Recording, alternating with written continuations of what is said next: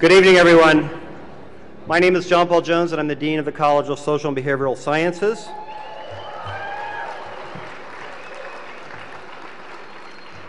Thank you. On behalf of the college's faculty, staff, and students, I want to welcome all of you here tonight for our first annual SBS annual lecture. And without a doubt, this is going to be a very hard act to follow. Before we get started, I have a few people to thank. The first is Al Bergeson, head of the Department of Sociology, who recommended this series as a way to showcase the best of the social and behavioral sciences to our local community.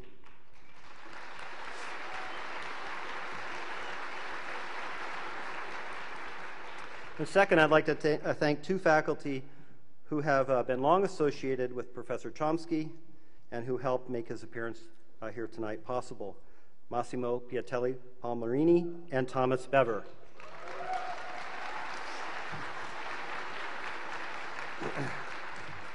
Both teach in our world-class Department of Linguistics.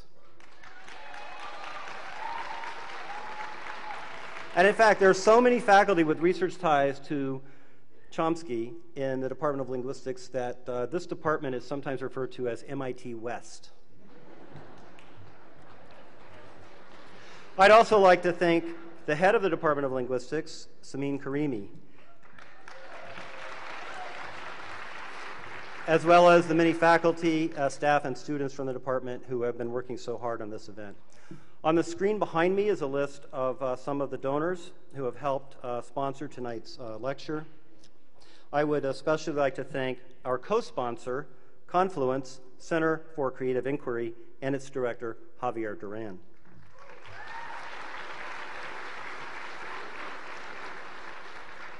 Financial support has also come from members of the SBS Magellan Circle, and tonight's event is specially underwritten by Magellan Circle member Elise Collins Shields and her husband, Creston Shields. Thank you very much.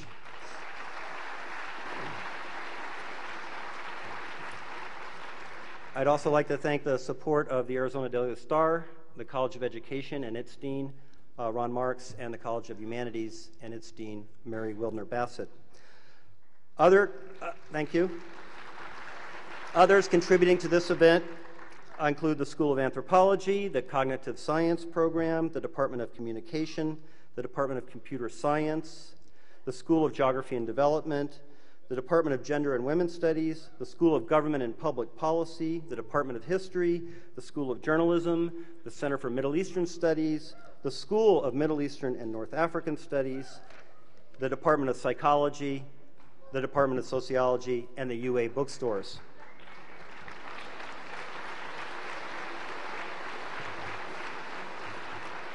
And thanks to everyone in the Dean's Office and in SBS Development and in the Centennial Group, Centennial Hall Group have put all of this together. Thank you all very much. Well now, what can I say about tonight's speaker, who, after all, has been as intellectually influential as Noam Chomsky. The author of 100 books and countless articles, he is the founder of modern linguistics.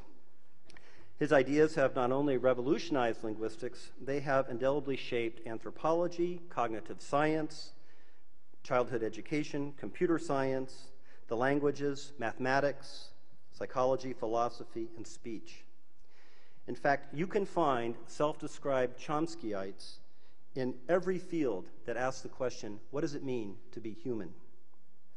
If there was a Nobel Prize for social and behavioral sciences, he would have won it long ago with his original book, the first book, Syntactic Structures, which appeared in 1957. He is, according to the Chicago Tribune, the most cited living author, and he's third most cited in the world, behind Plato and Freud.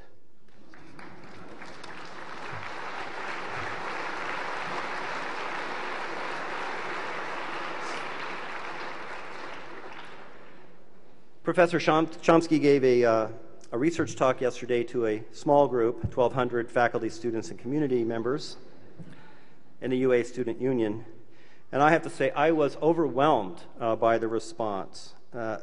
Tucson, by all rights, you have a claim on the title, The Athens of the West. And of course, there is Chomsky, the public intellectual, the self-described libertarian socialist and anarchist, a critic of established politicians on both the left and the right.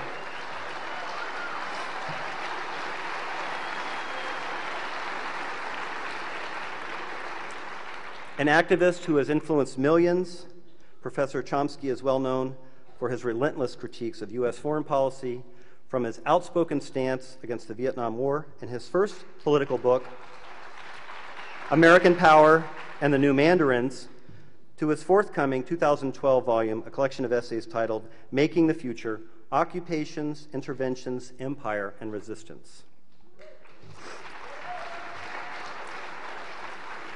The topic of tonight's lecture, Education for Whom and for What, draws on another line of critique, one based on a lifetime of thinking about education's role in the pursuit of democracy, justice, and freedom. For us at the University of Arizona, these issues are of utmost importance as we grapple with how to maintain quality and access in the face of over $180 million of budget cuts in recent years. Today, only 16% of the total university budget comes from the state, a figure that is half of what it was 10 years ago. Of course, these cuts have occurred not just in Arizona, but in all states. And they go directly to the question of whether higher education should be a public good, a common investment in our children's and our state's futures, or instead, solely a private matter left to would-be students and their families. Professor Chomsky's remarks tonight will undoubtedly spark reflection on this and many other questions related to education. And now I'd like to say a few words about tonight's proceedings. Following Professor Chomsky's talk, we have allotted approximately 30 minutes for a question and answer period, moderated by Arizona Public Media's Christopher Conover, who was up here a minute ago. Mr. Conover has over 23 years of experience in broadcast journalism and has been a mainstay at KUAT and KUAZ since 2005, and I'm very grateful to him for his help tonight.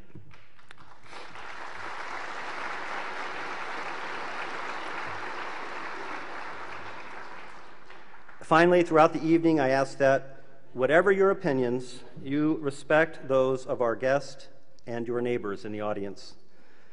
For tonight, we have a unique opportunity to engage in thoughtful civil discourse with one of the greatest intellectuals and public figures of our time. Please join me in giving a warm Tucson welcome to Professor Noam Chomsky.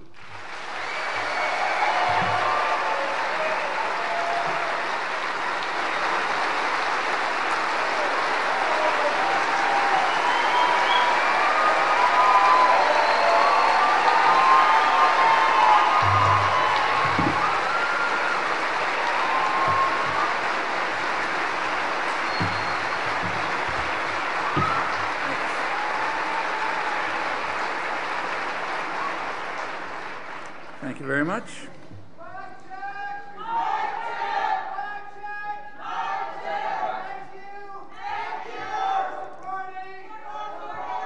I can't hear what you're saying.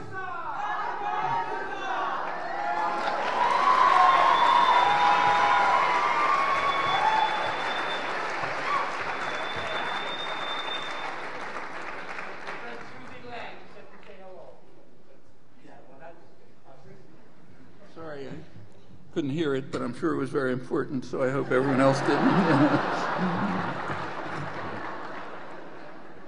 Well, I'm going to concentrate mostly on higher education, but that can't really be disconnected from what happens from infancy.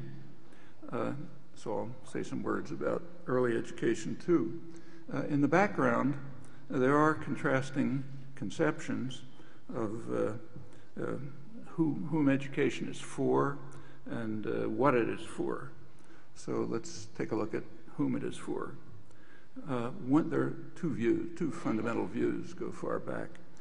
One view is that higher education is basically for the elites, for the privileged. The rest of the population should be dumbed down, maybe allowed entry into vocational schools, learn trades. There's a more general conception that lies in the background, which strikingly holds across the mainstream political spectrum. It's more instructive almost always to focus on the left liberal extreme, so I'll keep to that, the less harsh extreme. So for example, the leading public intellectual of the 20th century, Walter Lippmann, who was a kind of a Wilson, Roosevelt, Kennedy liberal, his view was that that we have to distinguish between the intelligent minority, called the responsible men, and what he called the ignorant and meddlesome outsiders. That's the general population, who have to be spectators but not participants in action. And the responsible men, incidentally, whoever discusses this is always part of the intelligent minority by definition. So the intelligent minority, the responsible men who are in charge of decision making, they have to be protected, in his words, from the roar and the trampling of the bewildered herd. He developed the concept of manufacture of consent. It's a new art of democracy, which has to be used to keep the ignorant and meddlesome outsiders from interfering. He was actually relying on his own experience. These were writings in the 1920s. Incidentally, they're called progressive essays on democracy. He was relying on his experience in the first and in many ways only official U.S. propaganda agency, the Committee on Public Information, a term that Orwell would have liked. It was the Creel Commission established during the First World War to try to drive a pacifist population into raving warmongers. And it worked pretty successfully. It was led by the responsible men, the intelligent minority, who were more or less unaware that they themselves were the targets of an earlier propaganda agency, the British Ministry of Information, another Orwellian phrase, which was essentially designed to control the thought of American elites, so they would therefore participate in the great task of bringing America into the First World War on England's side. Another member of the Creel Commission, who was also very impressed by it, was Edward Bernays. He's one of the main founders of the modern public relations industry, and his views were about the same. There has to be an intelligent minority in control, and we have to have a technique, he called it engineering of consent, to make sure that the rabble stays in their place as spectators, not participants.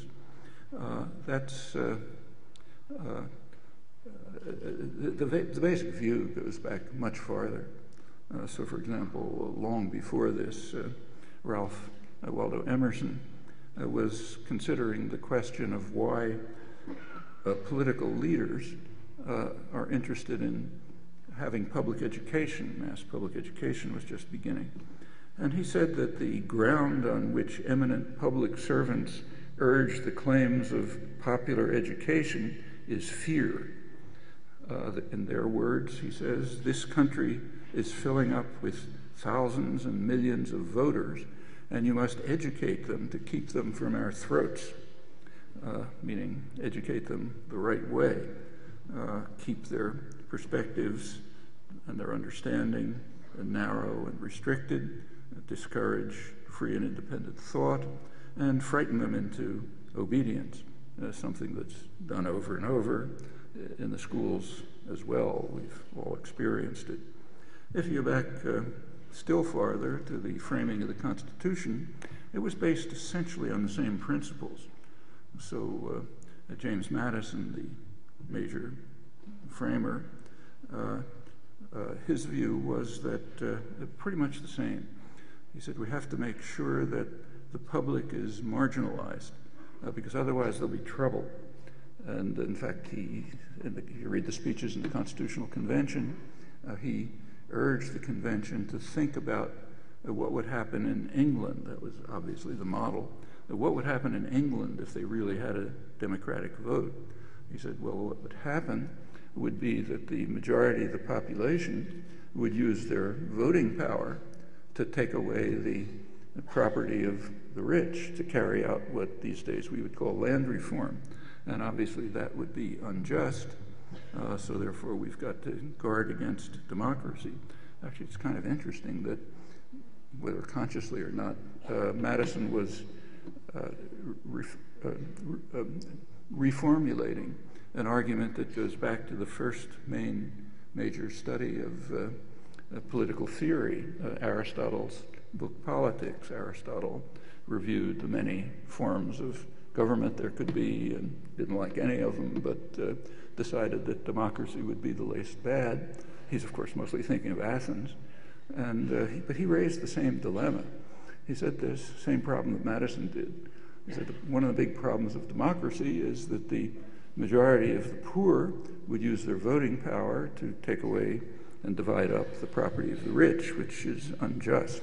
So Madison and Aristotle faced the same problem, but they drew opposite conclusions. Aristotle's conclusion was we should eliminate inequality, make everyone middle class, more or less. And he proposed actual measures for this, what we would call today welfare state measures, and that would overcome the problem. So reduce inequality, overcome the problem. Madison's solution was the opposite, reduce democracy.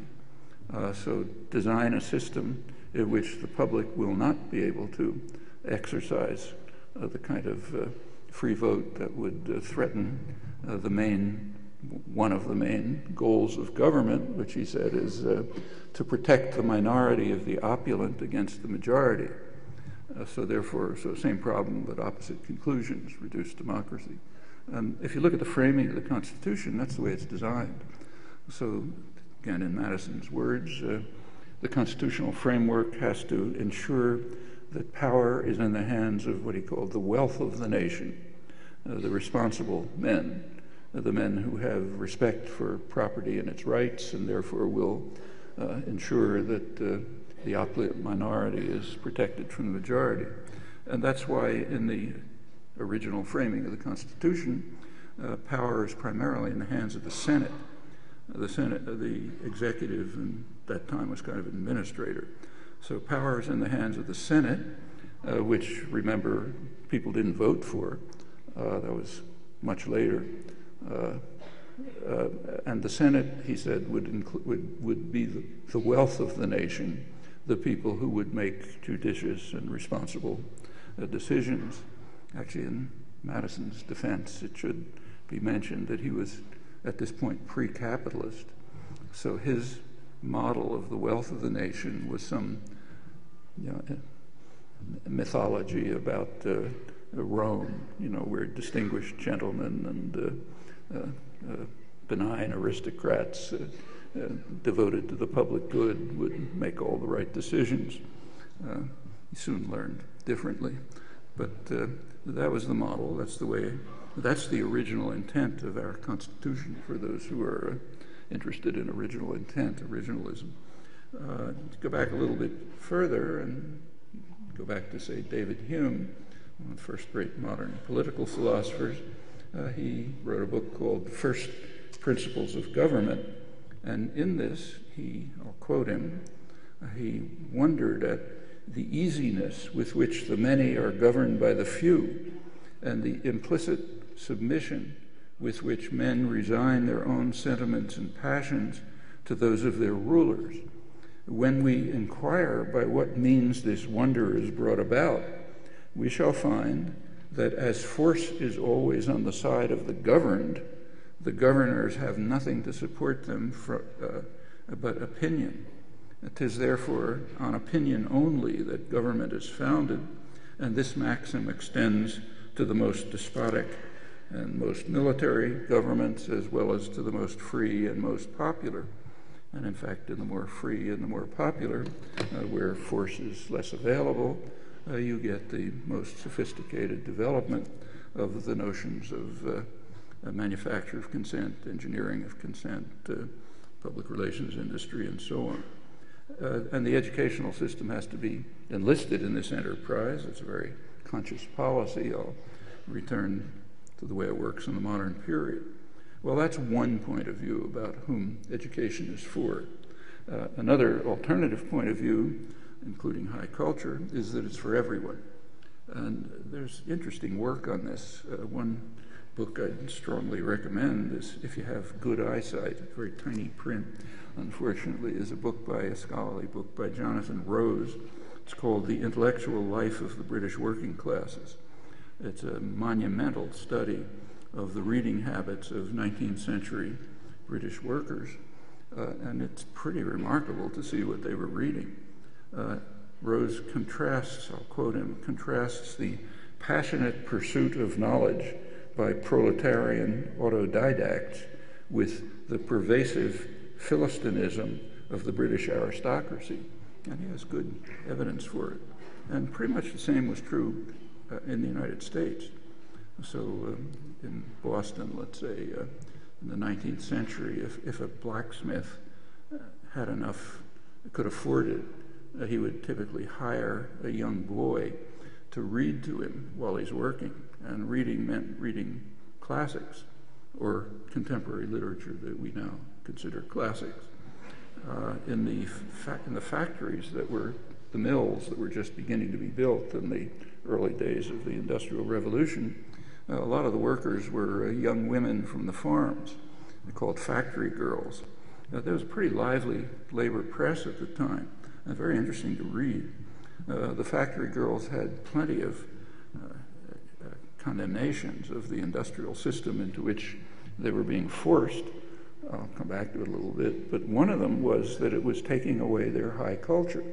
They were used to reading contemporary literature, classics, and so on. When they were driven into the mills, that was taken away from them. And this continued. I mean, I'm old enough to remember the 1930s. At that time, there was lively programs of workers' education. Some of the leading scientists and mathematicians wrote popular books intended for worker education, Mathematics for the Millions, things like that.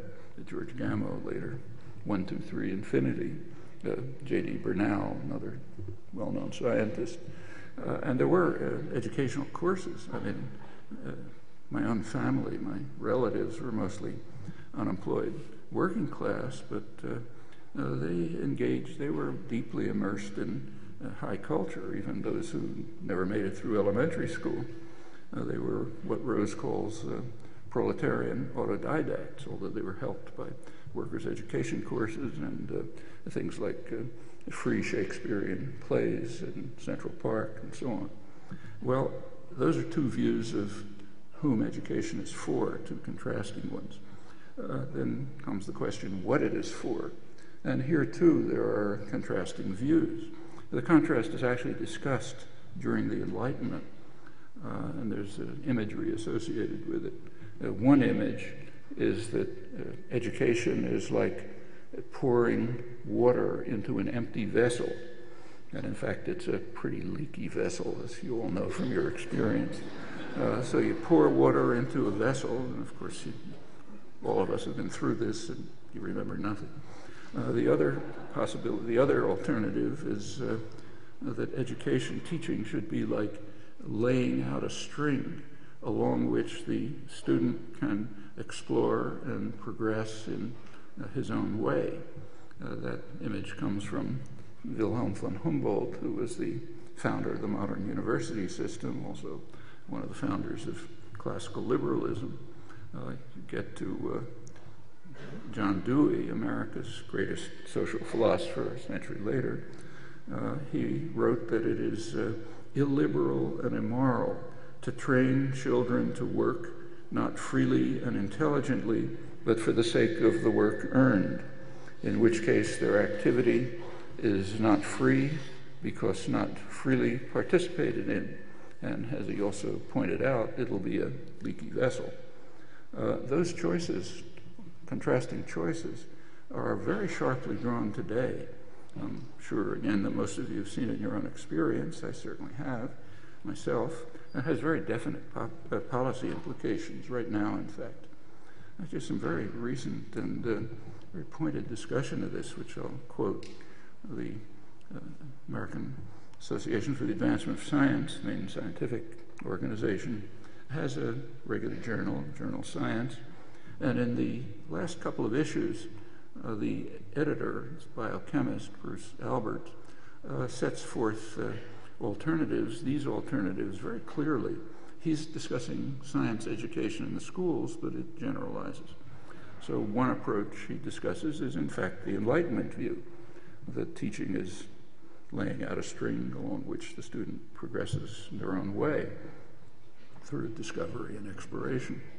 And his version of it is that our goal is to make it much easier for teachers everywhere to provide their students with laboratory experiences that mirror the open-ended explorations of scientists instead of the traditional cookbook labs where students follow instructions to a predetermined result. And then he contrasts that with actual practice, which is, of course, pretty much the opposite. Concepts taught with an overly strict attention to rules, procedures, and rote memorizations. And then he goes on to quote his own testimony to the California Standards Commission, his testimony opposing such ideas as teaching the periodic table of the elements in 5th grade, which is totally meaningless to the students. Incidentally, he points out he was unsuccessful in this. It's taught that way. And what he says is, when we teach children about aspects of science that they cannot yet grasp, then we have wasted valuable educational resources, produced nothing of lasting value, and much worse, we take all the enjoyment out of science when we do so. And he discusses DNA, his own field. He says, unfortunately, most students today are taught about DNA at such an early age that they are forced to merely memorize the fact that, gives a quote from a textbook, DNA is the material from which genes are made. It's a chore that brings no enjoyment or understanding whatsoever. And much later, he says, when they do have the background to understand both the structure of the DNA molecule and its explanatory power, I fear that the joy of discovery has been eliminated by the early memorization of boring DNA facts. We've spoiled a beautiful story for them by teaching it at the wrong time. And he goes on to the college level. He says, for example, in an introductory biology class, students are often required to learn the names of the 10 enzymes that oxidize sugars. But an obsession with such details can obscure any real understanding of the central issue, leave students with the impression that science is impossibly dull, causes many of them to drop it. Tragically, we have managed to simultaneously trivialize and complicate science education. As a result, for far too many, science seems a game of recalling boring, incomprehensible facts, so much so that it may make little difference whether the factoids about science that come from the periodic table or a movie script. Let me give some examples. Again, I'm sure you've had your own experience about that.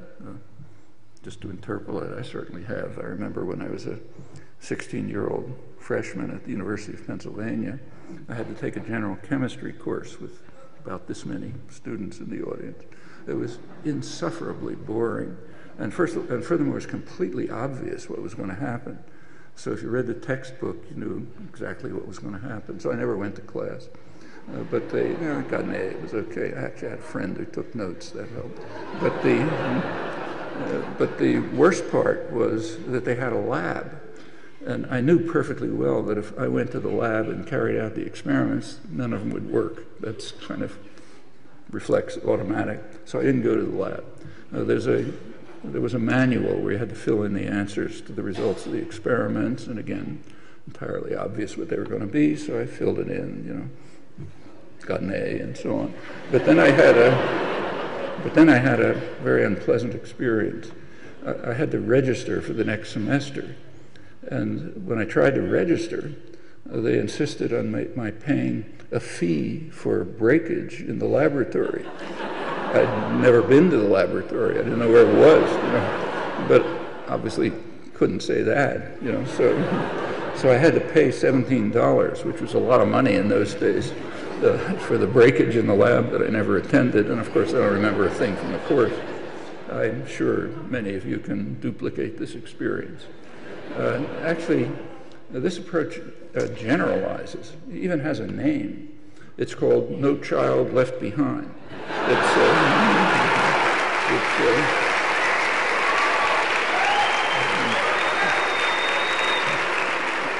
I see you've experienced it.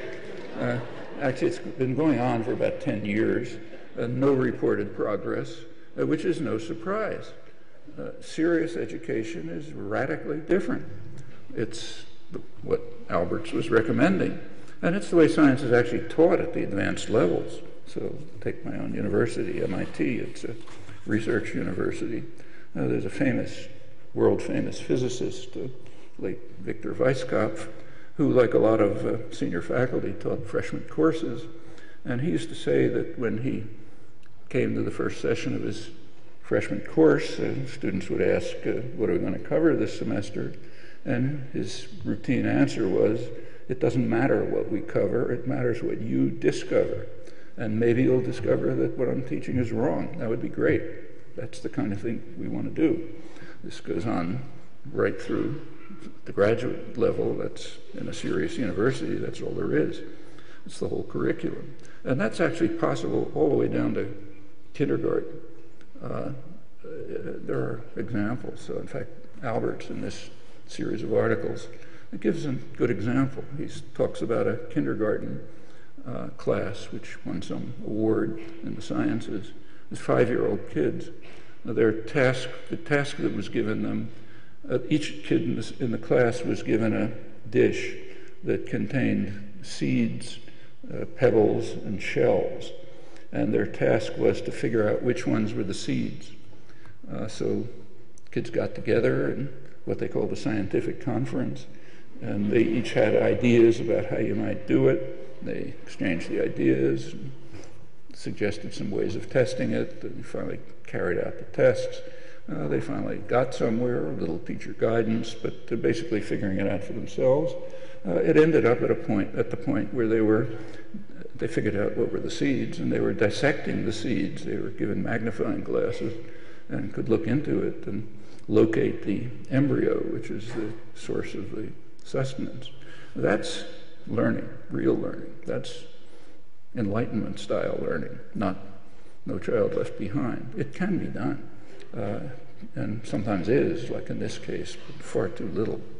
Well, let's take a brief look at the history.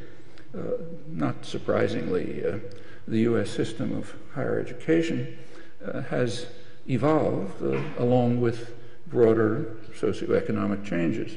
Actually, it was a very sharp change at the time of World War II. Everything changed after World War II. It was a very dramatic event in world history. The United States was the richest country in the world, but it wasn't a major actor in the world scene. The major actors were Britain, primarily France, Germany, but not the United States, except regionally. But after World War II, it was all different, totally. The United States emerged from World War II with a position of global dominance that had absolutely no precedent in history, and no precedent since, began declining shortly after. The United States at that time had literally 50% of the world's wealth. Other industrial societies had been seriously harmed or devastated. For the United States, which was untouched by the war, the war was a tremendous stimulus, huge government stimulus to the economy. The industrial production quadrupled, and it already had been the richest country in the world. It also had an overwhelming position of security, nothing remotely like it. Well, this affected the whole culture, including education. Prior to this, higher education, at least elite education, had been a kind of a gentleman's club, and indeed it remained so at the elite schools well after. Again, personal experience again, I was a student at Harvard in the early 50s, and that's exactly what it was. It was a gentleman's club. But the U.S. had also pioneered mass education through college as well. In fact, that's a very important achievement of American society. It was motivated in part by just what Emerson talked about. It was motivated by the transition from an agricultural society of free, independent people to an industrial society. It was necessary to turn free farmers into disciplined factory workers, and since they didn't like it, you needed the kind of education that Emerson was talking about, kind of education that will keep them from our throats. And it was dramatic. I mentioned the labor press, and it's very interesting to read. Factory girls, artisans from the towns, they have many complaints about the system they're being driven into. It's worth reading. It's available now. The industrial system, they said, was crushing their culture, their dignity, their freedom. It was turning them into something like slaves. In fact, a century and a half ago, a very common belief, so common that it was a slogan of the Republican Party, supported by Abraham Lincoln, was that that wage labor is different from chattel slavery only in that it's temporary. But other than that, it's the same. You're being forced, you're working on command, not under your own initiative. So they want to get rid of it, worker ownership, and so on. The most interesting, I think, the most interesting element of their critique was their condemnation of what they called the new spirit of the age. Remember, this is 150 years ago. The new spirit of the age is gain wealth, forgetting all but self. Adam Smith had talked about that. He called it the vile maxim of the masters of mankind. All for ourselves, nothing for anyone else. And the new spirit of the age, a century later, was to try to drive this deeply inhuman idea into people's heads. It was a very sharp break from traditional societies that valued trust, solidarity, mutual aid for common purposes. In our own tradition, the standard example is should be the English Commons. We're going to celebrate, probably won't, but we should be commemorating the 900th anniversary of Magna Carta, the Great Charter, in a couple of months. It's forgotten. Magna Carta, as everyone ought to know, is the foundation of civil liberties, presumption of innocence, trial by jury, due process, and so on. But it's sort of forgotten, interestingly, that there were two charters. There was a charter of liberties, and there was a charter of the forests. The charter of the forests was about preservation of the commons. The commons were, including the forests, were the possession of everyone. And they were the source of food, of fuel, of building materials. They had been carefully cultivated with mutual aid and mutual support for centuries. So they were very complex ecosystems which everyone had access to. And the charter, the Great Charter, that calls for preservation of the commons from the predatory acts of the kings and nobles. Well, that's been forgotten, so nobody talks about that anymore. And that's a very serious problem, because in fact, the failure to attend to the commons is going to destroy us. That's the environmental crisis, which we're marching towards with utter abandon. If some extraterrestrial observer was watching, I think we're all lunatics. But it's going on right now. And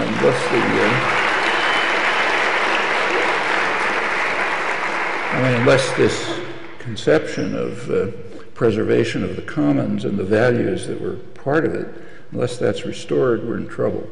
Well, shortly after that, with the beginnings of capitalist industrialization, there's a move towards making everything a commodity, and it then becomes necessary to inculcate the new spirit of the age, gain wealth forgetting all but self, and reverence for what Adam Smith condemned as the vile maxim. Actually, there are major industries devoted to it. The public relations industry, advertising, marketing, it's probably a sixth of gross national domestic product, is devoted pretty much to this. It's devoted very consciously. Interesting to read the literature, their own literature. It's devoted to create what's called creating wants, fancied needs, stimulating consumerism, turning people's attention to what are called the superficial things of life, like fashionable consumption, and away from real human values. And enormous work goes into this. Keep people from our throats again. That new spirit of the age is so inhuman, so that over 150 years of effort, there still is always resistance.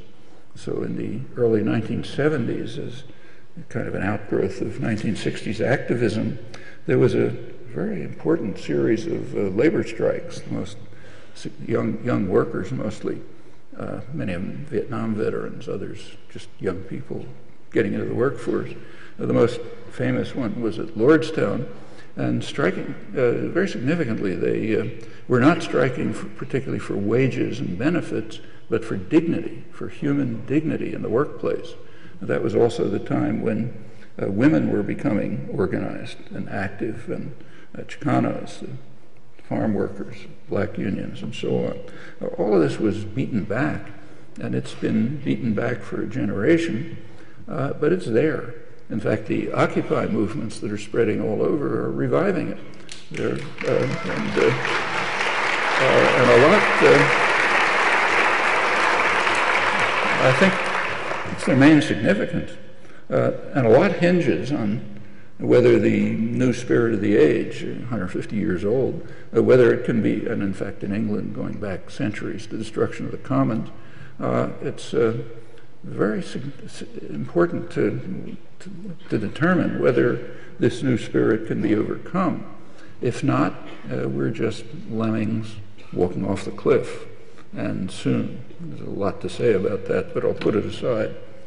Well, again, after World War II, going back to that, there was another new spirit, a spirit of triumphalism.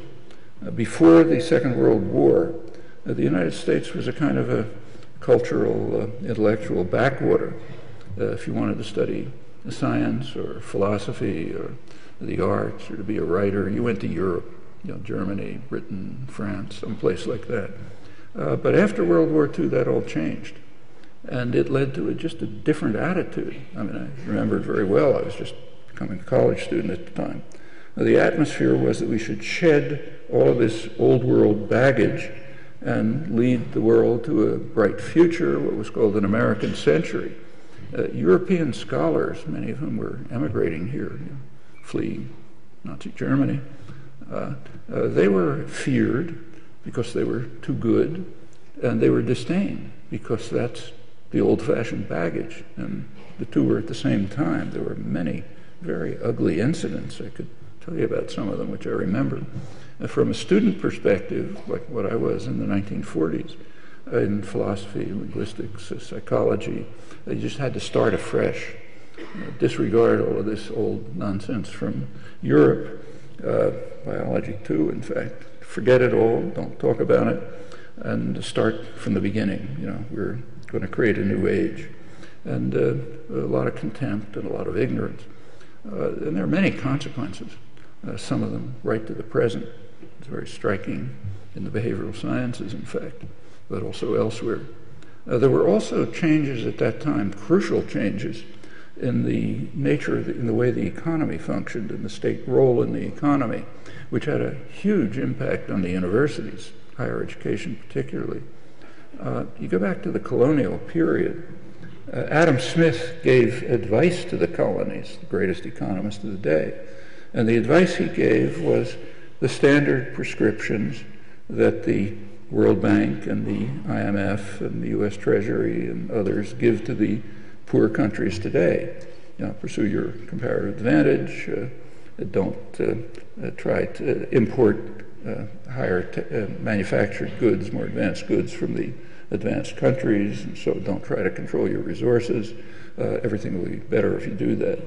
Well, the United States was independent by that time, so they were able to totally reject the rules of what are called sound economics. And they did. If we had accepted them, we'd be a third world country. But in fact, that's how the third world was pretty much created. But the colonies could reject it. The so-called Hamiltonian system introduced very high tariffs to block superior British manufacturers. There was a lot of stealing of technology, what's now called piracy. And the United States began to develop. And this went from textiles, the early stages of industrialization, right through steel, and on pretty much till the Second World War. There was a huge role of the state system in state sector in developing the economy. Mass industrialization was developed, for example, in armories. Because there you could control things. The railroad system was managed by the Army Corps of Engineers and so on. Well, after World War II, that took a major leap forward, huge. There was massive funding for science and technology, mostly through the Pentagon. And it was done through the Pentagon for the usual reasons.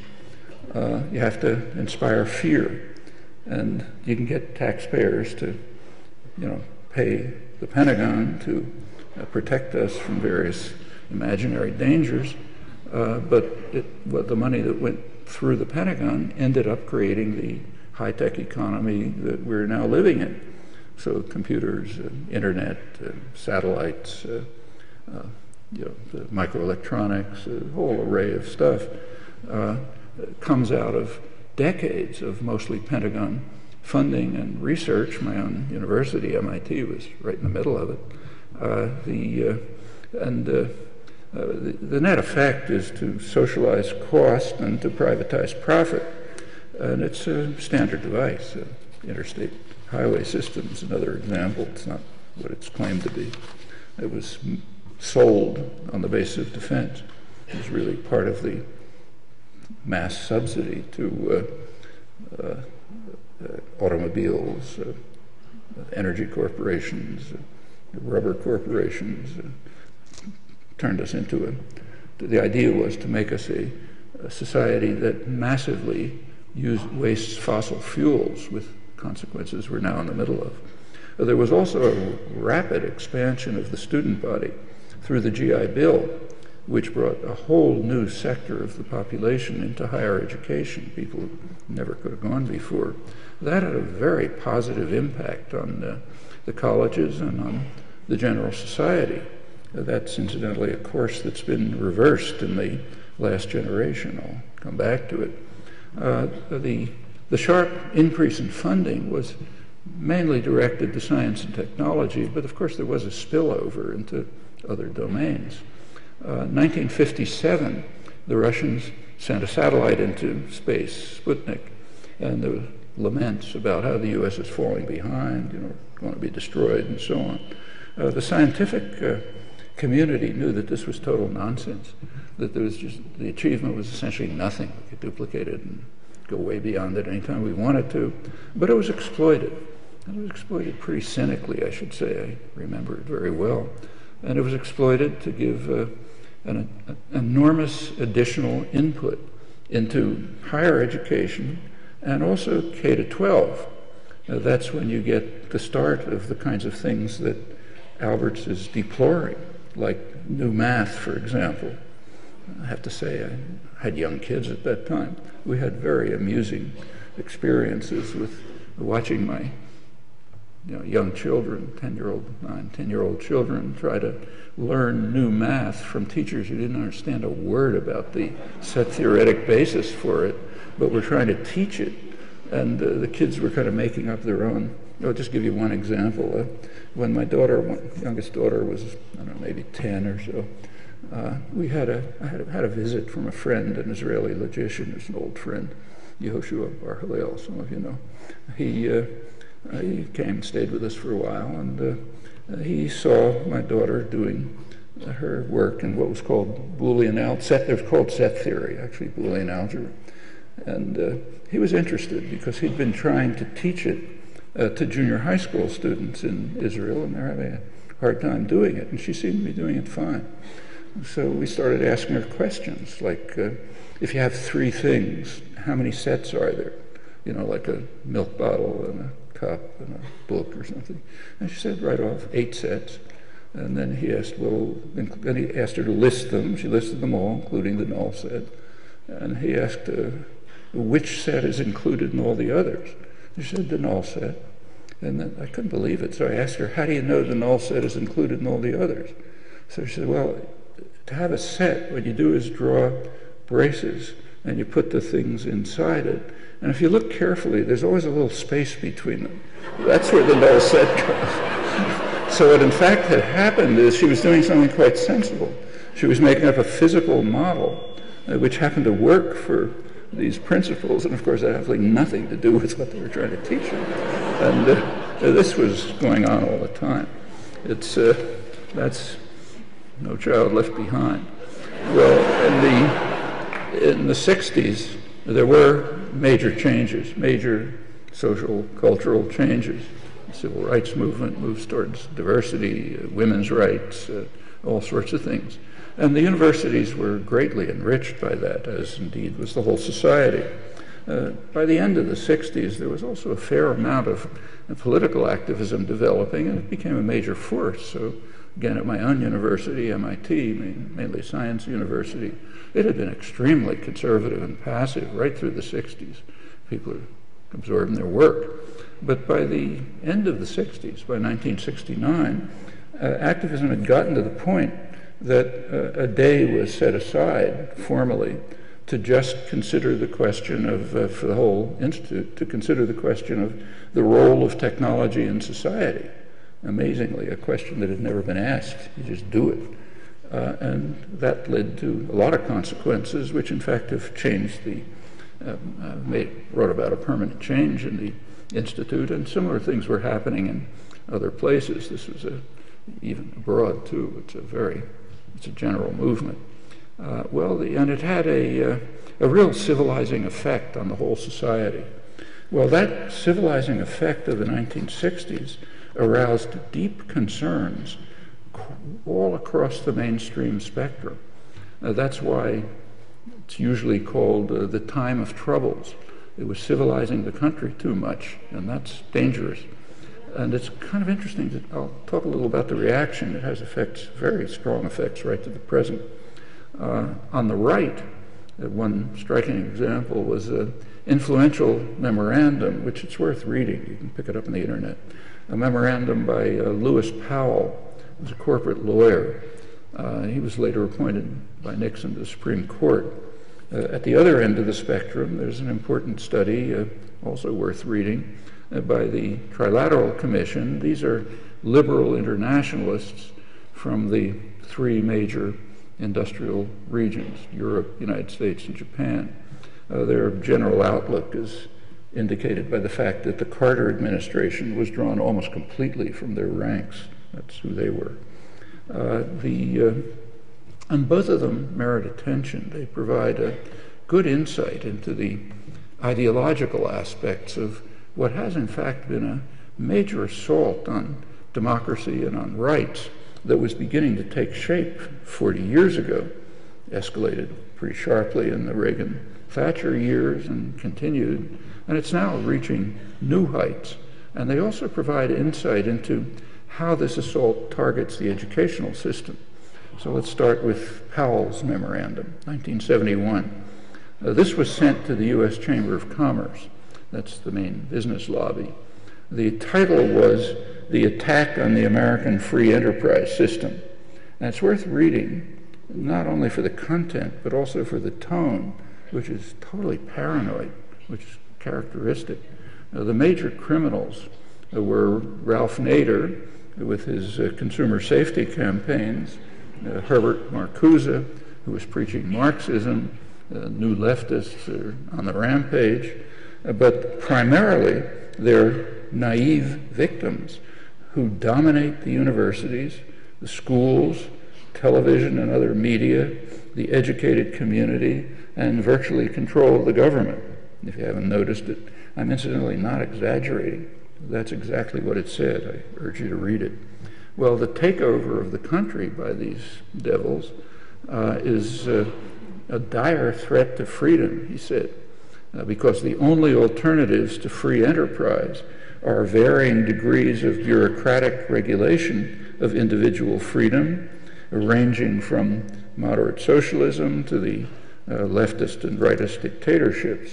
Actually, if any of you are watching the Republican debates, the same thing is being repeated right now, you know, the center-right Obama administration or Marxist radicals and so on. Actually, Powell was very familiar with another alternative to free enterprise, and namely the system in which he and his Chamber of Commerce associates thrived.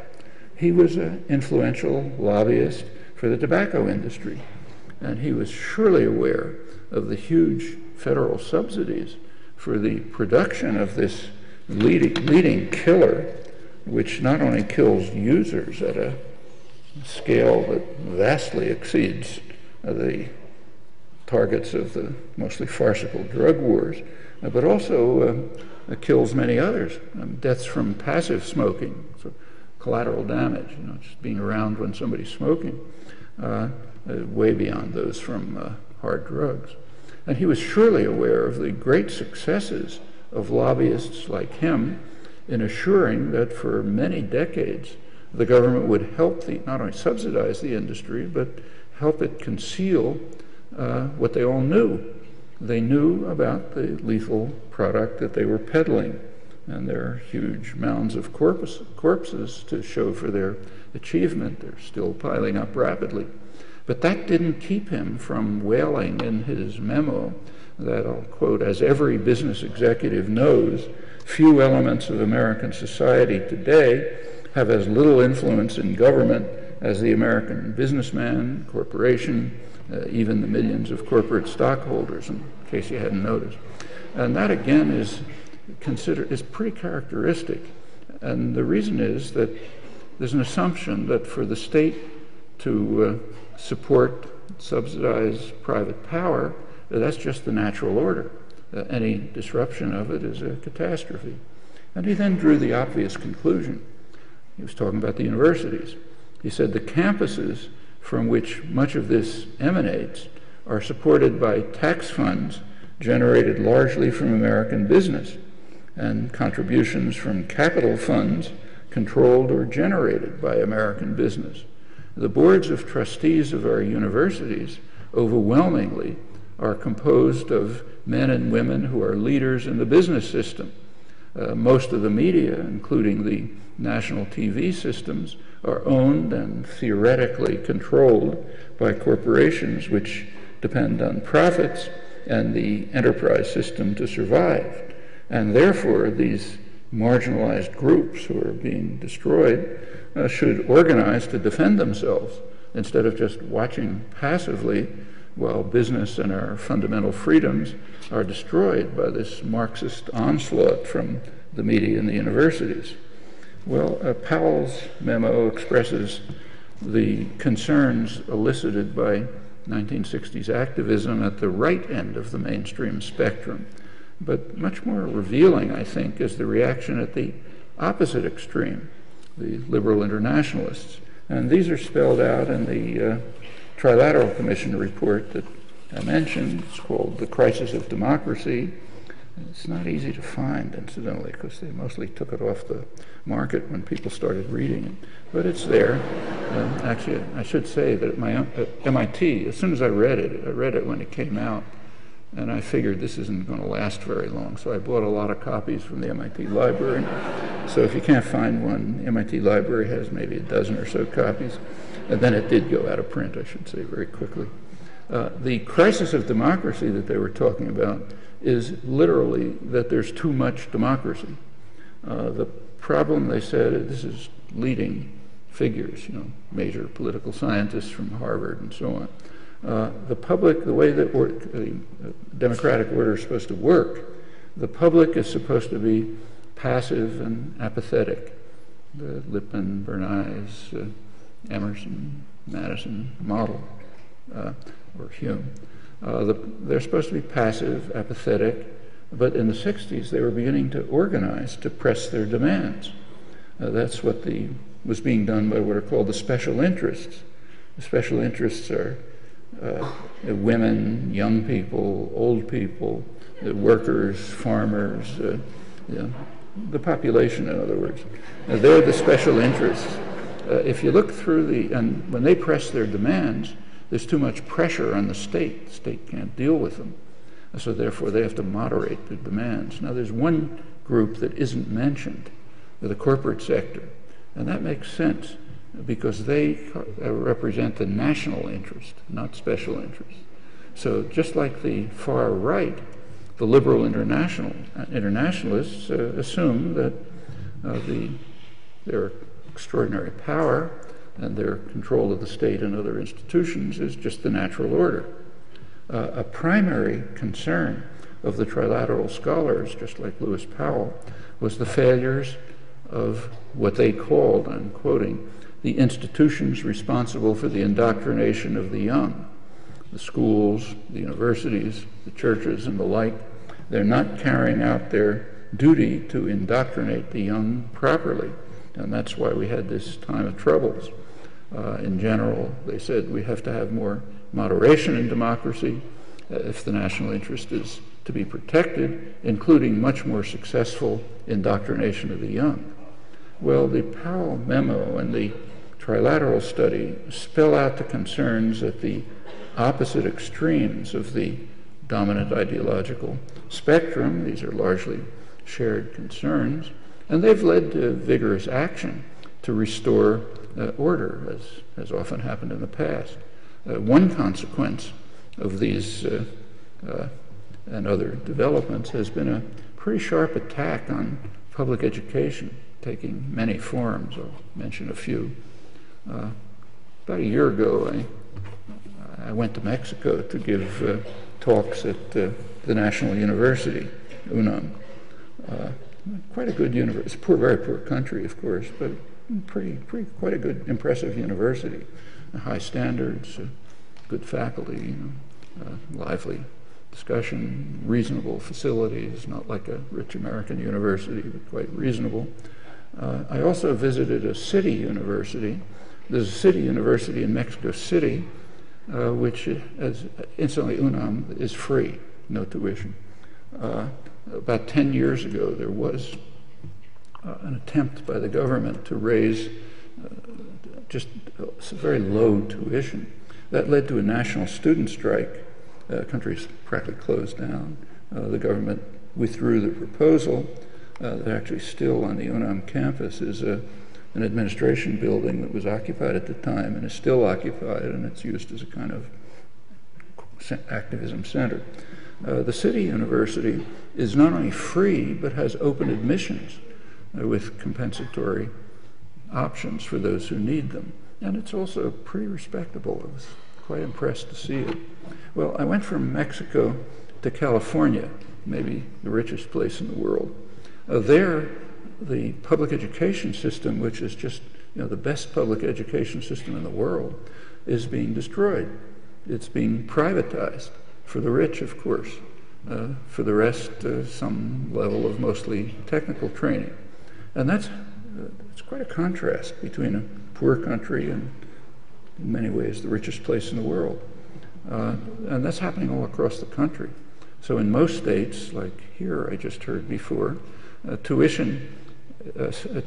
most states, tuition covers more than half of college budgets. That's also true of most public research universities. Pretty soon, only the community colleges will be state financed, and even they are under attack. I'm quoting a recent study. Analysts generally agree that the era of affordable four-year public universities, subsidized by the state, may be over. That's one important way to implement indoctrination of the young, for a very good, simple reason. Students leave in a debt trap. When you have a college debt has reached the astonishing level of over $1 trillion now. When a student leaves college with a big debt, they don't have many options. Indoctrination is working. That's true of social control generally. It's also an important feature of international policy. Well, as the Mexico-California comparison illustrates, the reasons for the conscious destruction of the greatest public education system in the world in California and comparable things elsewhere, the reasons are not economic. There are many other cases, including rich societies, so Germany, to mention one, or for that matter, the post-war U.S. experience. Much poorer country than we are now, but it wasn't totally free, but tuition was very low. So, for example, when I went to the University of Pennsylvania as an undergraduate, it was literally $100 a year. That might be $400 today. It's not a economic reason, but as a technique of indoctrination, it's very valuable. Well, if they're not publicly supported, how are universities going to survive? They don't produce commodities for profit, and that's the dominant value under the new spirit of the age. The funding issue raises many troubling issues. These would not arise if fostering independent thought and inquiry were regarded as a public good, as in the Enlightenment model. That is, as having intrinsic value. The traditional ideal of the universities, however flawed in practice, and there are major attempts to change that. So crossing the ocean, in Britain, the right-wing government is now challenging what's been for a century called the Haldane principle. It's a century-old principle that barred government intrusion into academic research. Whether they'll succeed in overturning it, I don't know.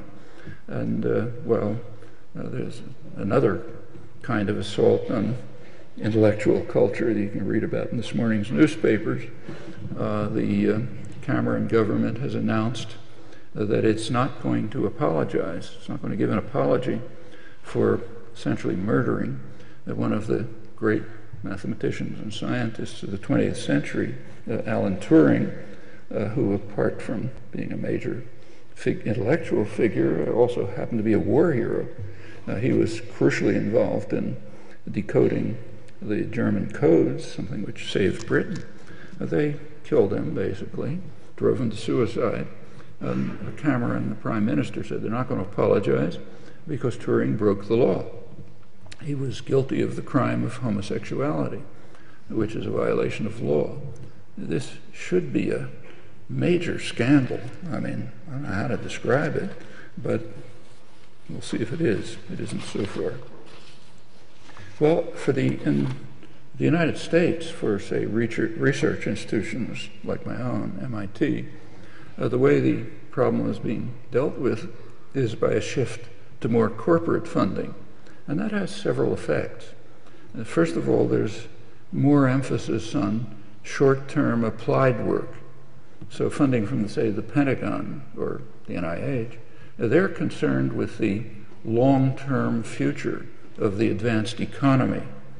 That, incidentally, means also the profitability of the corporate sector long afterwards. So you develop computers and the internet for a couple of decades, and it ends up being profitable for the private corporations that feed off it. That's the socializing costs, privatizing profit principle. Well, that's government funding, Pentagon funding, for example, very free, best funder there is. I was funded by them for a long time. In contrast, a business firm typically wants something it can use, not its competitors, and it wants to be able to use it tomorrow. I don't know of a careful study, but it appears that the shift towards corporate funding, in fact, does lead to more short-term applied research and less exploration of what might turn out to be interesting and valuable for the longer-term future. And another consequence of the shift from, say, Pentagon funding to corporate funding is more secrecy. During the Pentagon-funded era at MIT, I happen to be in a faculty student committee which examined it carefully, decades of Pentagon funding, there was no secrecy on campus.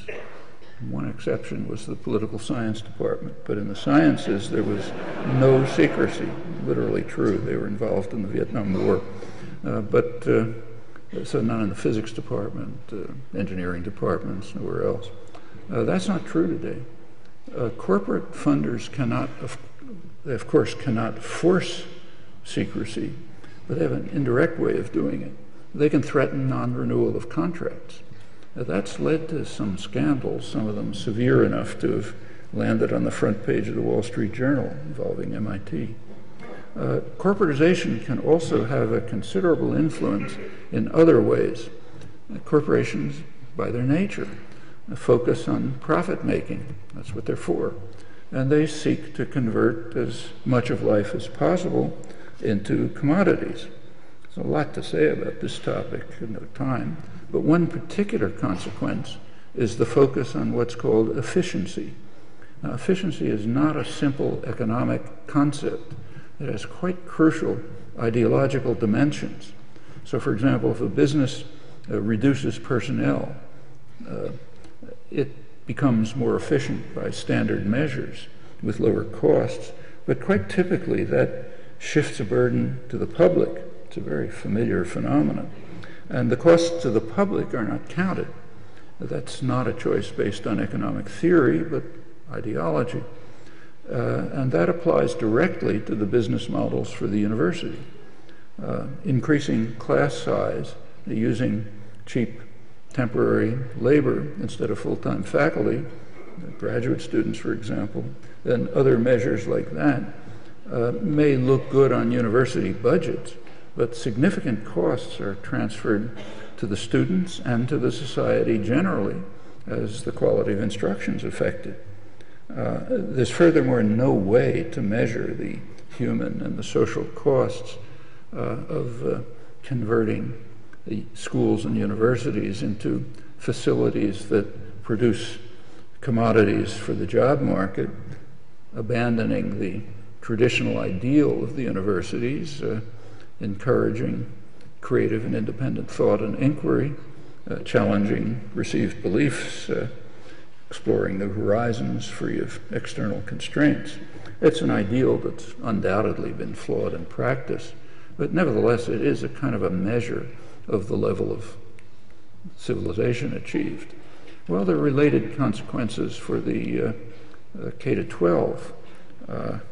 There's a major assault on the public schools underway, and the main reason is the new spirit of the age.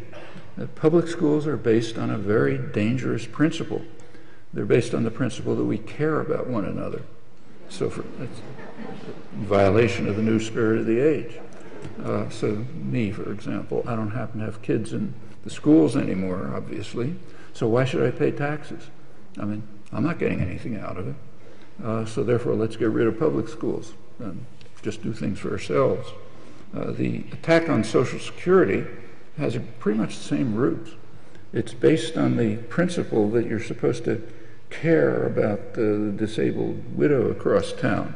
You're supposed to care if she doesn't have food to eat, say. There are various, so why should I care? I'm doing fine. There are various pretexts offered, but they collapse very quickly on examination. The real source of these attacks on just humane public values and public goods, I think, is the passionate effort to instill this hateful and destructive principle, this new spirit of the age, from going on for 150 years, and long before that, the attack on the Commons. And that instilling it has enormous profits to concentrated private power, very harmful to human effects. There's a related campaign to destroy those parts of the educational system that enrich the lives of students and enable them to follow the string that's laid out for them in the Enlightenment vision of education. That interferes with indoctrination, with control, with imposing passivity and obedience, with subordination to the principle of caring only about oneself. A major struggle about that right here, as you know better than I do, the destruction of the flourishing Mexican American Studies program, and even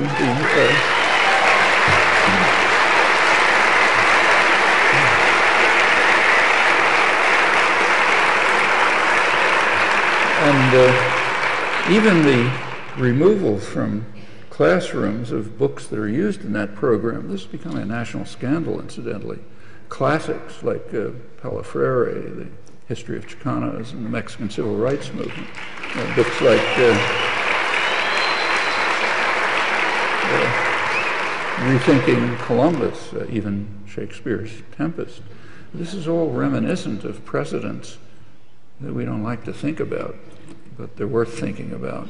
And it's particularly dramatic that it's happening right here in the midst of what could properly be called occupied Mexico, conquered in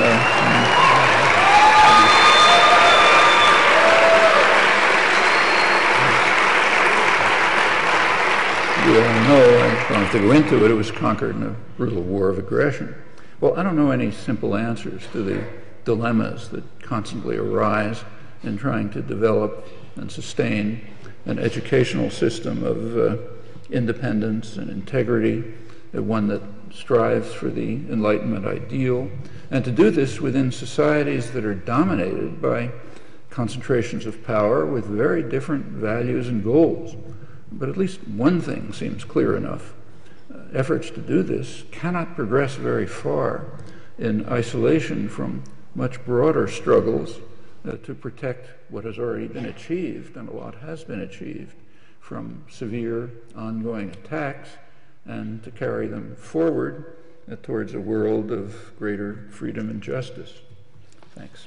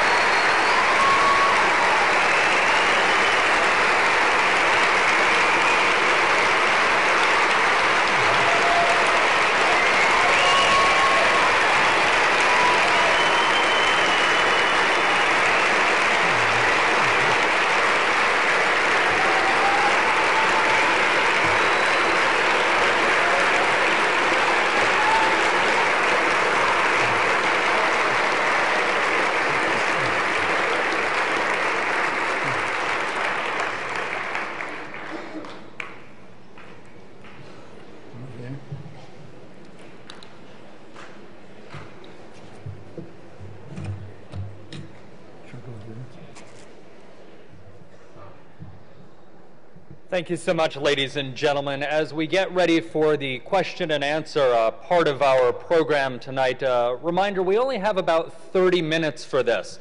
And I can imagine a lot of you, if you had paper as I do, would have a lot of notes and a lot of questions and a lot of comments for Professor Chomsky. So as we get into this question and answer, let me lay out some ground rules, some housekeeping, if you will. We have 2 microphones in the aisle. We'll alternate back and forth. As Dr. Jones mentioned at the beginning, make sure you respect others' opinions. We want a thoughtful and civil discourse, as he talked about. There may be a few differences of opinion in here. Also, the ground rules for this. We're not going to do follow-up questions from our people in the audience because we want to get as many questions as we can. So please Try and keep your questions as succinct as possible. And we'll get through as many questions as we can in about the next 30 minutes or so.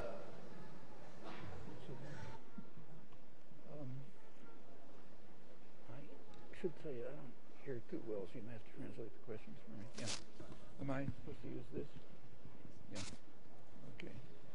As you line up for the questions, and we will have staff there, I'm going to ask the first question. I'm going to take moderator's privilege here, if you will.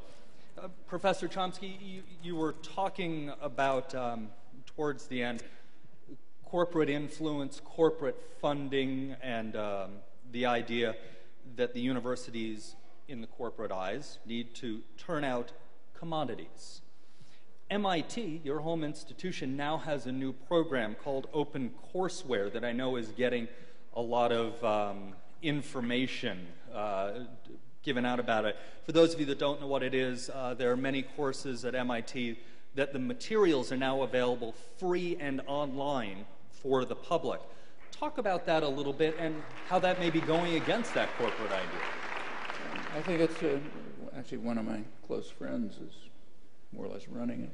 But I think it's a great idea, you know, and I think it's just what ought to be done. I mean, of course, that means it's available. It's available on the internet, so not only here, but everywhere, all over the world. You can hear leading scientists, scholars, others delivering their lectures. You can hear the classroom interaction. I mean, it's not like taking a course in a decent, you know, in a serious university, because you're not part of the interaction. Like, you can't stand up and say, that's wrong. Better way to do it, you know, which is a large part of what real education is. It is supposed to encourage independent thought. That means challenges. And a lot of what we and everybody else is teaching is wrong. That's why you don't teach the same thing every year unless your field is dead. Because you're learning. And a lot of the learning comes from what students are doing. They're part of the educational process. And you don't interact with other students. I'm sure all of you know that, just from your own experience, that what's enriched your educational experience is peer interchange. You're talking with other students, you know, arguing about things, trying to work things out together, and so on. And I'll take my own university since I know it best. But if you walk around the floors of the departments, students are talking to each other, working together, writing joint papers, you know, and a lot of very important stuff comes out of that. Well, if you're watching OpenCourseware, you're not part of that. So it is necessarily kind of passive. Actually, there are efforts being made, and it's tricky, to develop modes of more interaction. And it's not impossible, but it's hard, and I hope that it'll go to that. But the general idea is great, I think. All right, I will abide by our own rules and not ask a follow-up as badly as I would like to. Let me start on this side, and again, let's keep our questions fairly short so we can get through as many as we can. Hi, Professor Chomsky. First thing I want to say is thank you for visiting the University of Arizona, and thank you for such a great talk.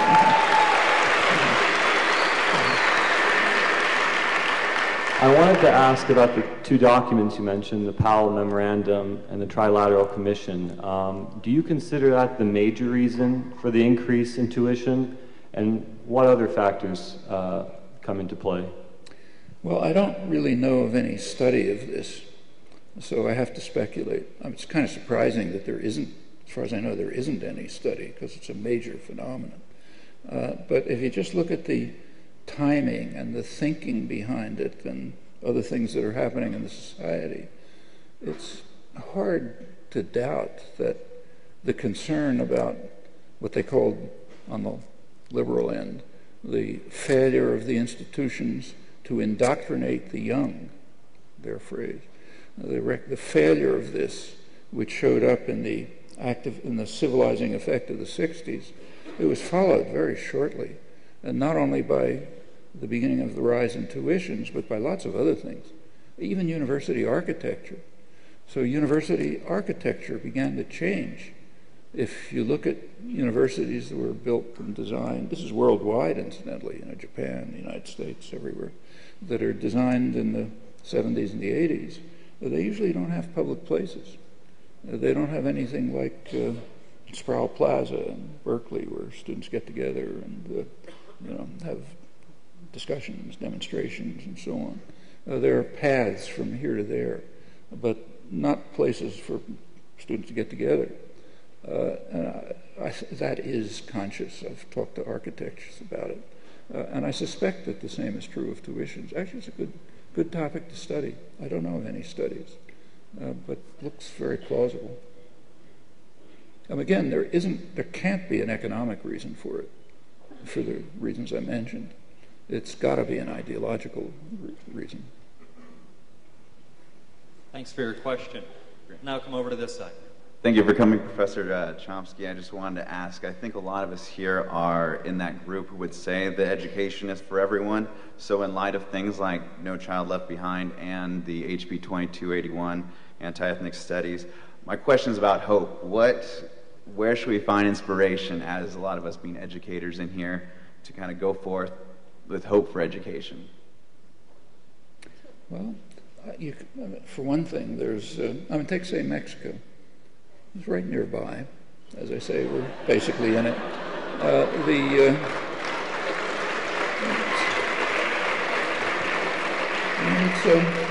It's a poor country, and it's not a rich country like us for reasons that have something to do with us, as you know. But anyway, it's a fact. And what they do in the higher education system is quite impressive. Actually, I should add that this city college and city university, Open City University in Mexico City, is not old. It was instituted by Obrador when he was the mayor, left-wing mayor in Mexico City. He started it, and it's been apparently flourishing since. As I say, I visited and was pretty impressed. Things like that, that's an inspiration. Or you can look at the student movements over this hemisphere. I mean, from Chile up to here, in fact, there are very lively, vibrant student movements. In Chile, it's amazing. It has just revitalized the country. There's been student protests. Remember, this is protests against the lingering effects of the dictatorship that we imposed on what in Latin America is called the first 9/11. It's kind of striking that people here don't know what that means, most of them. But the first 9/11, 1973, by any dimension that I can think of, was much worse than what we call 9/11.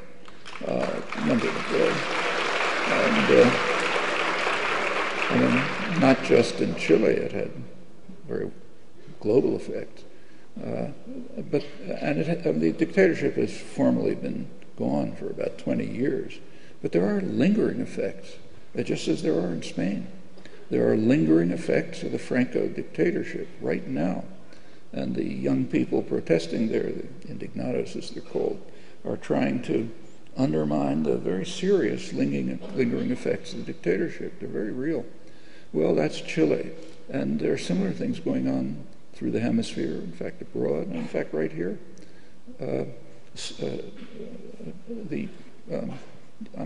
protests about the destruction of the Mexican Studies program, for example. It's important. And teachers are organizing. They're under a lot of pressure, tremendous pressures against public school teachers. You speak up, you're thrown out, and so on. But that doesn't mean that people are taking it passively. There are efforts to respond. There are journals where people are writing about it. And they're the struggles of the past. After all, we've achieved a lot. This country isn't what it was 30 years ago or 100 years ago. There's a lot more freedom, justice, rights, and so on. Again, take my own university, but it generalizes over the country. If you walk down the halls in MIT, when I got there, 1950s, you would have seen white males, well-dressed, very passive, very conformist, doing their work, often very well, but that's it. That was the Institute. If you walk down the halls today, it looks like this. Half women, third minorities, informal dress, which symbolizes informal relations, you know, and a lot of concerns and activism of all sorts of things. It didn't happen by magic. You know. It's happened all over the country, in many ways all over the world, and that's the kind of inspiration that ought to suffice. I think it goes back to the early days, the very earliest days, way far back as you want to trace it in history. Thank you. Over on this side now. Hi, I'm Denise from Chicago. First, I just want to thank the intergenerational audience that came tonight from where I stand. It's so exciting, especially seeing all the young people here. So thank you to both of you for bringing that out. Two, I'd like to invite you, Professor Chomsky, and anyone here to Chicago, May 19th, a concert for troubadour Woody Guthrie, who emulates many of the themes that you've talked about tonight. And you can find info on the Illinois Labor History webpage, who holds the deed for the Haymarket Martyrs. My question, what do you think of the Super PAC and the decision by the Obama administration to get into it with the, you know, you talked about lobbying, and now they've made the decision to enter that fight? Well, it's obviously a sellout, but of any principle, not the first one, incidentally. On the other hand, you know, there is an institutional fact that political figures just have to live with. The structure of election, the electoral system, has been shredded. I mean, it always was under the effect of, there was always a big effect of campaign spending.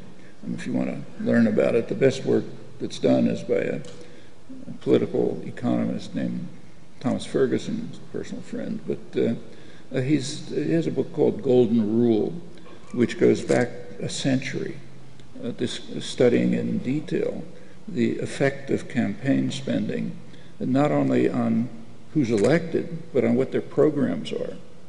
It goes right through the New Deal, right up to the present. He's since extended it since, and I think it's pretty convincing. It's what he calls the investment theory of politics. It treats elections as occasions in which groups of investors coalesce to invest to control the state. The campaign funding is one standard mechanism. And, you know, it doesn't explain everything, doesn't pretend that it does, but it explains quite a lot. Now, that's changed radically in the last 30 years. The last 30 years, part of this whole basically neoliberal assault on democracy and justice, and that's what it is. It's worldwide, but here too. A part of it has just been the sharply rising cost of elections. And now, especially since Citizens United and the super PACs, it's gone through the roof. But it's been going up steadily, and it has a very definite effect. It forces political figures into the pockets of those who have the money, the private corporate sector. It's increasingly financial institutions. Incidentally, that's not only true of the president running for office or Congress running for office. It's even permeated the Congress. I mean, it used to be the case that if positions of some authority or prestige in Congress, say chair of an important committee, that used to be the result of seniority and service. By now, literally, you have to buy it. You have to pay money into the party coffers in order to qualify for a chair of a committee. Well, you can guess what the effects of that are, obviously. And this has been enormously changed by Citizens United and the super PACs, but it's a process that's always been there. Actually, you go back a century, there was a great famous campaign financier, the most famous of the era, Mark Hanna. He was once asked, what are the important things in politics? And his answer was, he said, well, I can think of 3 things that are important. The first one is money. The second one is money. And I've forgotten what the third one is. That was over a century ago, and it's gotten a lot more extreme. So yeah, this is a sellout on Obama's part, but if he wants to run in a multi-billion-dollar election, you don't have a lot of choices. It's the system that's rotten at the core, not the choices of individuals.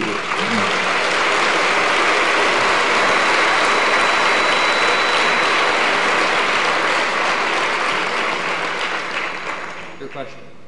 Thank you, Professor Chomsky. I'm a student from South Korea, and then thank you a lot for you writing for village of Gangjong in Jeju Island. It suffers a lot from the military base construction. But I just want to know your opinion about the tax expenditures on the military expenditure instead of education. For instance, Korean students are suffering a lot from the actually increasing tuition. Almost we are heading towards the same way American students been. And then but still the government is expending lots of money on the military instead of educating people and then for better humanity. Yeah, actually that Jeju Island construction that you mentioned is something very significant. We ought to know about it.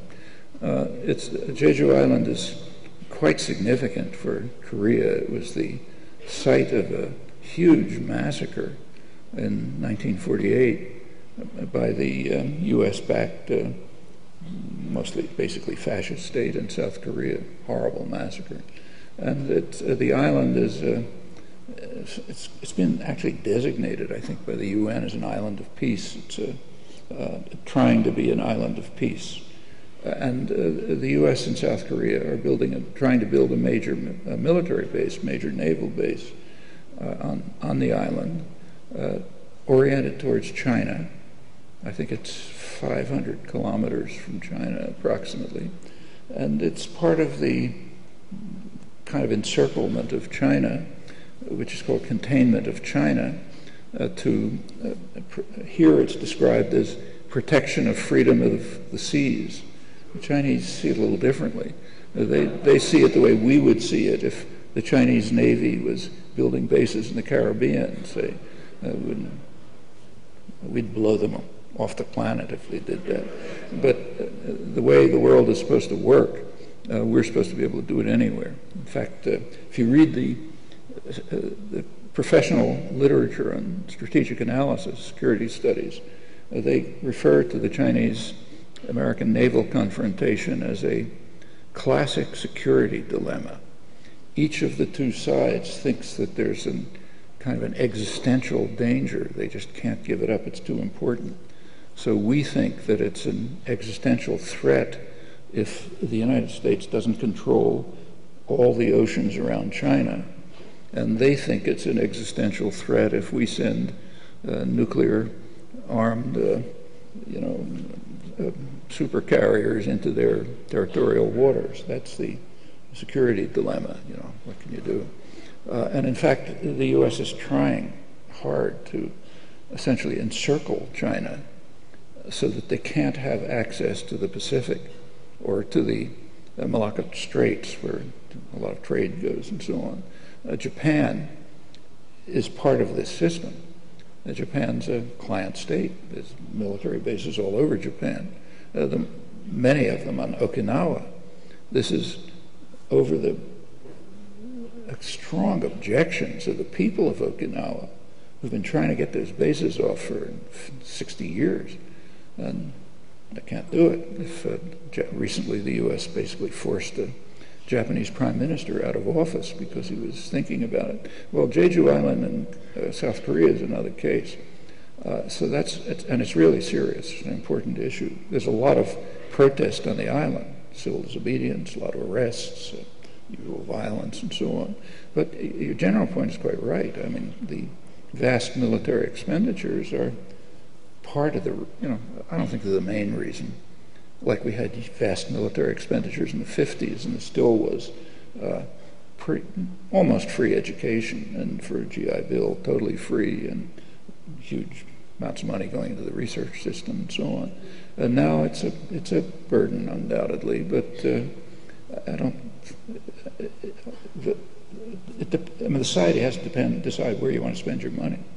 You want it to spend it on classic security dilemmas in the China's territorial waters, with all that could lead to, building naval bases on Jeju Island, on Okinawa, and so on, or do you want to spend it building a decent society?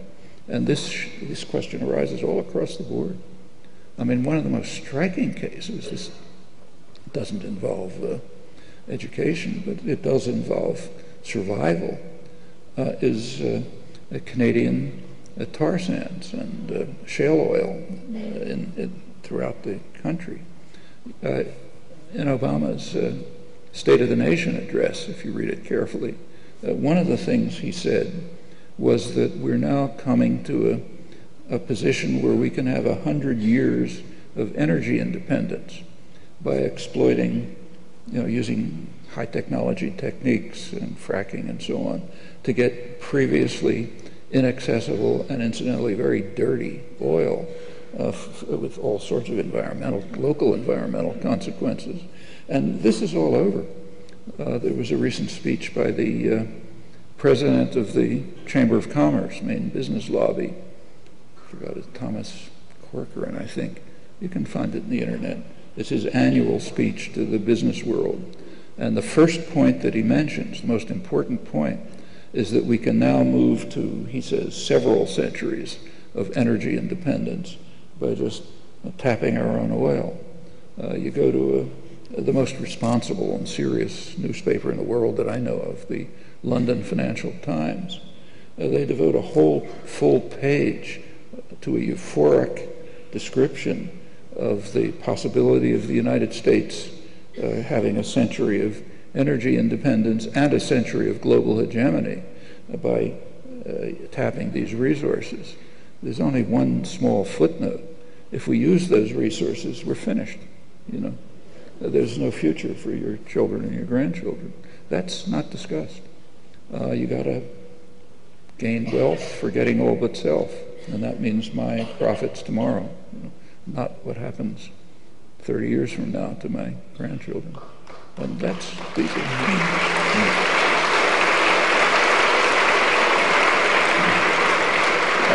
meanwhile, there are alternatives, like ultimately probably solar energy is going to be the main alternative. And it's quite striking to see what's happening to the solar energy industry. By now, about half the world's solar panels are being produced in China. Now, that's not cheap labor. It's not a labor-intensive industry. They started the way all manufacturing starts, very low-level manufacturing. Manufacturing provides the incentive, the ideas, the design conceptions, and so on that lead to technological advances. It's very common. And slowly not so slowly, they've been moving up the high technology ladder. They're now producing the most advanced solar cells in the world. Well, okay, that's one way to use your resources. We have choices. We have plenty of choices because we're a very rich society. China's a very poor society. We're a very rich one. So we have plenty of options. We have about 10 minutes left, so thank you so much for keeping your questions short so we can get through as many. That means I should keep my answers short. I got it. You're the guest of honor. You can answer as long as you like. Yeah. Hello, Dr. Chomsky. I'm a member of UNIDOS, and our question is, in your opinion, what are the larger implications of the decision by the TUSD Governing Board and State Superintendent John Huppertal to ban Mexican American Studies? Well, I think it's a particularly ugly part of the whole attack on anything like the Enlightenment ideal of education. In this case, to destroy the diversity, richness of the educational system, and meaningfulness for students and so on, for a large number of students, after all, this big Mexican community. So I think it's just part of the general attack on a free and creative education that stimulates learning, discovery, enriching one's life, and so on. And it's trying to impose indoctrination and conformity. A particularly ugly case right here, because of where it's happening. It would be ugly anywhere, but it's particularly so right here. Thank you. Back to this side. Professor Chomsky, I believe I speak on behalf of almost everyone here. It's an absolute humbling honor to be learning from you in person. Thank you.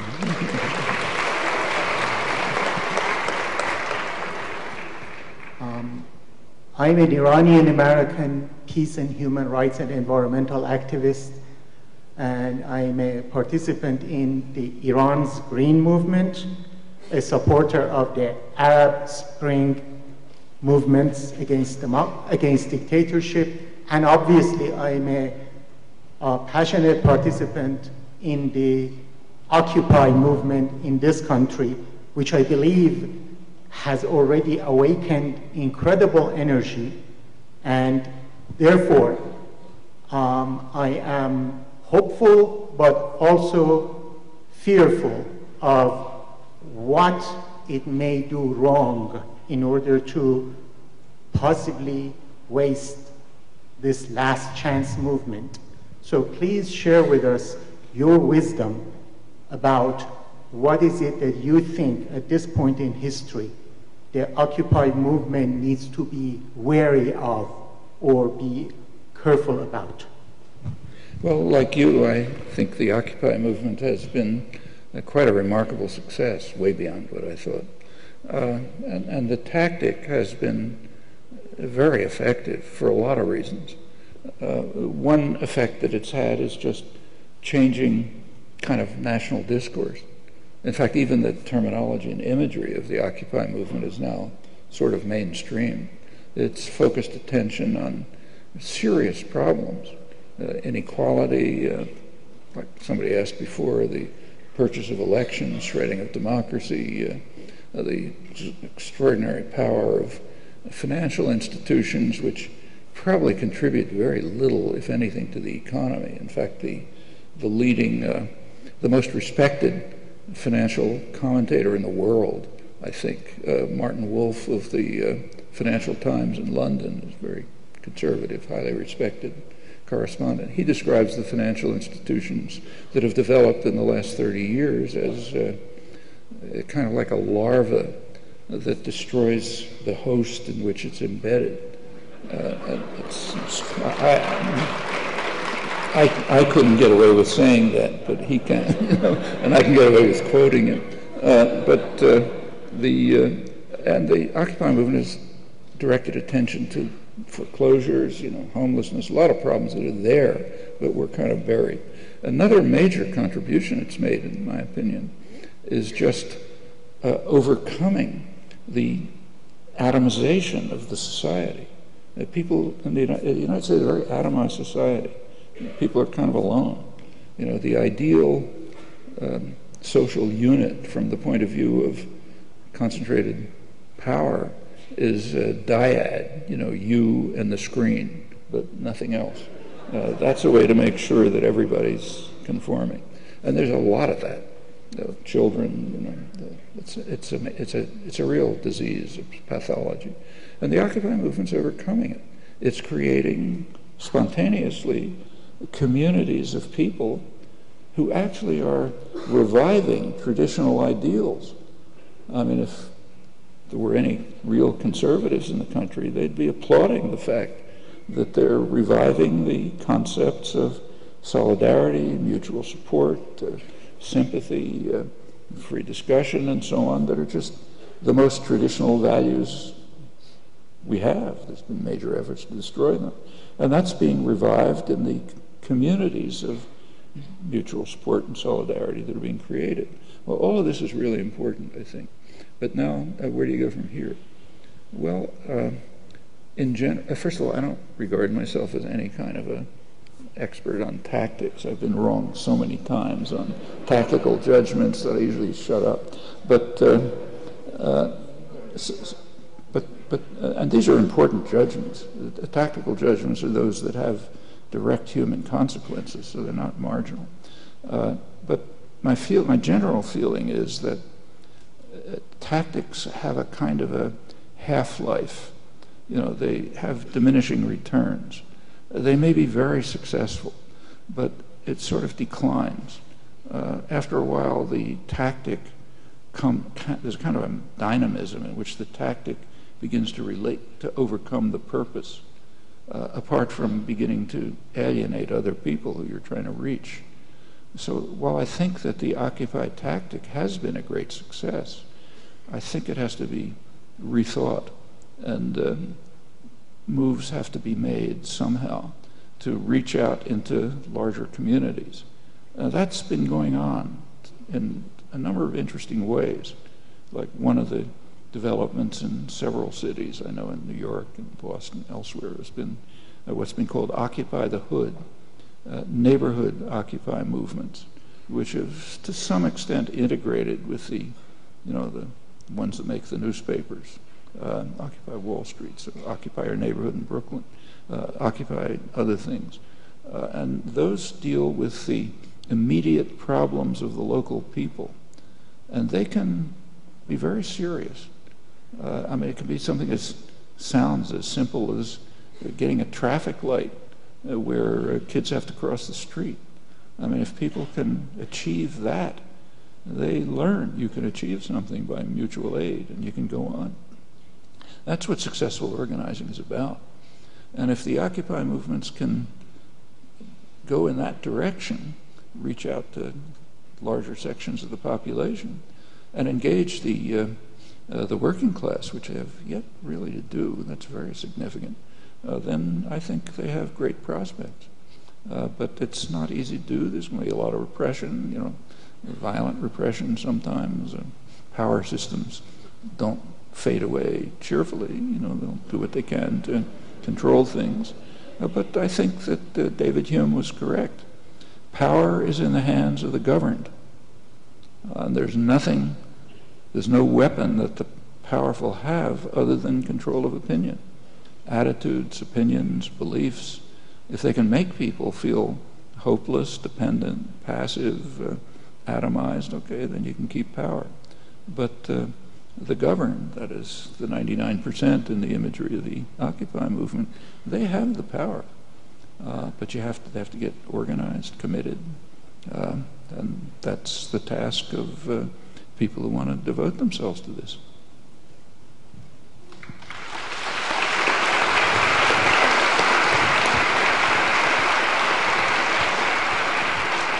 We have time for one final question. It will come from this side. Hi, Dr. Chomsky. I met you first with Daniel Berrigan. It's a long time ago. But anyway, getting back to your specific expertise in linguistics, it's been troublesome to me that the media will use words like socialism, class warfare, but we never hear fascism. And from my studies of ideology, state-supported capitalism, pretty much what you've been talking about, is fascism. I know words have power, and you know that too. Are we too shy to talk about what basically almost brought the end of mankind in the last century? Or is it just the media controls and you have to go to Link TV or Democracy Now, or I don't know. But they are not supported. They have to be supported by people donating to them. Isn't anyone aware of? Well, the history of that word is kind of interesting. Fascism obviously took on bad connotations in the 1940s. But if you go back, and incidentally the same is true of other words, like take propaganda. The term propaganda now is not used for information in English. It still is in other languages. If you go back to the 1920s, information was just called propaganda. Like Edward Bernays, who I mentioned, the founder of the public relations industry. The book of his, from which I was quoting on engineering of consent and controlling the masses and so on, is called Propaganda. Propaganda is just what you do when you try to control beliefs and attitudes. Well, since the 1930s and the 40s, you can't use that term anymore for its obvious connotations. Fascism is a very interesting one, and we can learn a lot about ourselves from looking at its history. Before the Second World War, before the United States got into the Second World War, 1941, fascism was not regarded particularly critically. In fact, there's a very important book I'd urge you to read if you haven't, called Business as a System of Power by one of the great political economists, Robert Brady, Veblenite economist. It's about the spread of fascism through the industrial world. He points out that in every country, all of the industrial countries, there are developments of basically fascist character, and he discusses them, and it's perfectly understandable. He was quite right, in fact. There's nothing inherent in fascism that says you have to have gas chambers. That's a special thing that developed. And in fact, say, Mussolini's fascism was very highly regarded in the United States. Remember, that's pre-Nazi. FDR, President Roosevelt, he described Mussolini as that admirable Italian gentleman. I mean, as late as 1939, he was praising Mussolini, saying, well, he's been kind of misled by Hitler, but basically doing the right thing. When fascism was instituted in Italy, and it was pretty ugly, it was praised across the board in the United States. Business investment shot up. It also did after Hitler came in. There was Fortune magazine, the main business journal, had an issue in, I think, 1932. The title, you look at the front page cover, big letters, it says, "The WAPs are unwhopping themselves," meaning the WAPs are finally doing something right. You know, they got a fascist government which works, and we like that. People on the left were praising it. Same with Nazism. I mean, as late as 1938, Roosevelt's main advisor, Sumner Welles, went to the Munich conference. That's the conference which tore up Czechoslovakia. And he came back full of praise for the Nazi moderates who were going to help us usher in a new era of peace. They're the moderates, kind of protecting civilized values from the extremists of the right and left and so on. I mean, George Kennan, who's very much honored and respected now. There's a major biography that just came out full of praise. If you take a look at his actual record, he was the American consul in Berlin right through 1941. He was withdrawn, Pearl Harbor, and he was sending back diplomatic correspondence to Washington saying, you shouldn't be so hard on the Nazis. They're doing some things wrong, but basically we can do business with them. They're the right kind of people. Well, a couple of years later, you couldn't talk about fascism that way. Fascism meant crematoria, gas chambers, and so on. So you stop using the word. But your point is correct. As a social and political order, Robert Brady knew what he was talking about. There are elements of this kind of state capitalist order all over the industrial world, taking different forms. Well, thank you all for all of your questions and for your attention.